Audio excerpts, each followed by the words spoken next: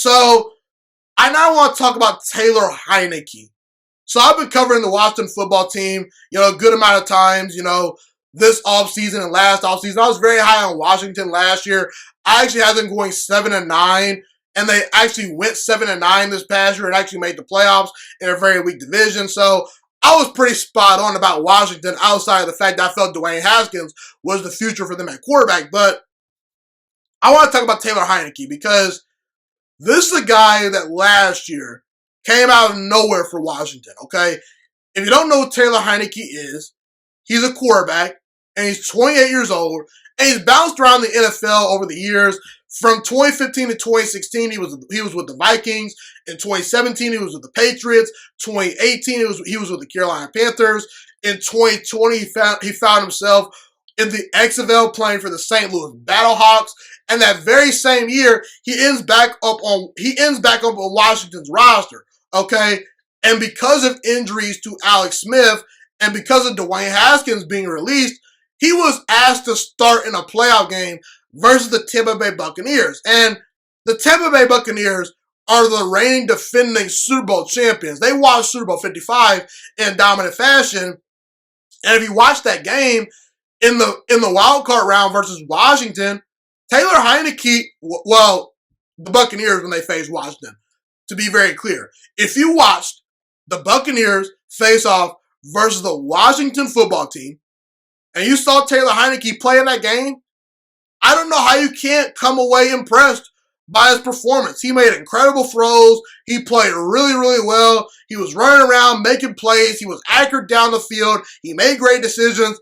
He looked like a franchise quarterback versus an elite defense in the playoffs, and he barely has started any games in the NFL.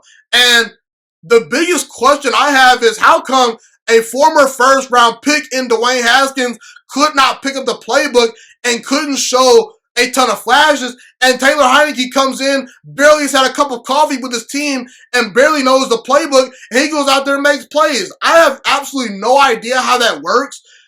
Now, I will say, is Taylor Heinicke the future of Washington at quarterback? Is he their future franchise quarterback? I have no idea because we've seen sort of these Cinderella stories in the playoffs before. Tim Tebow once beat Ben Roethlisberger in the playoffs, and Tim Tebow, he's not close to being a franchise quarterback, nor was he at the time.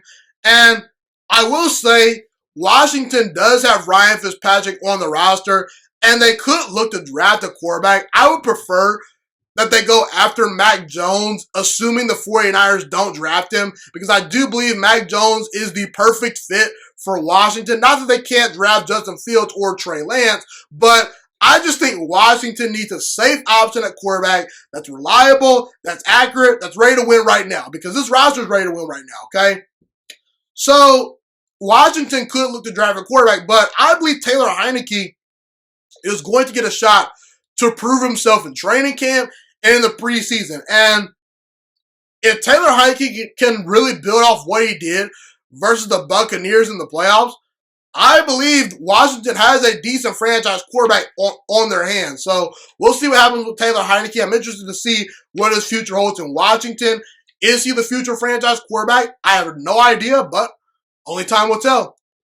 Thank you so much for watching this video today. Please also note that the Juiciest Sports Podcast is not just a YouTube channel. It is available on all podcasting platforms, including Spotify, Google Podcasts, iTunes, and Apple Podcasts. Also, if you enjoyed this video, be sure to like, comment, subscribe, and share this content with all your friends.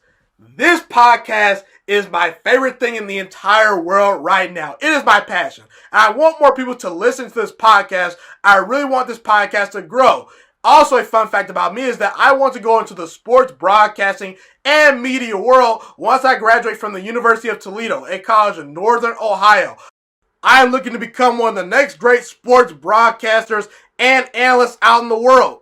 And I potentially would like to start my own network if this podcast really truly grows. Or if I fall short of that goal, I would love to work for a big-time network like ESPN or Fox Sports 1. I am open to all networks. So if you believe in my dreams and you see or hear my passion through the screen, be sure to tell all your friends about the Juiciest Sports Podcast. Stay motivated, you guys. Have a God bless day, and I'm out.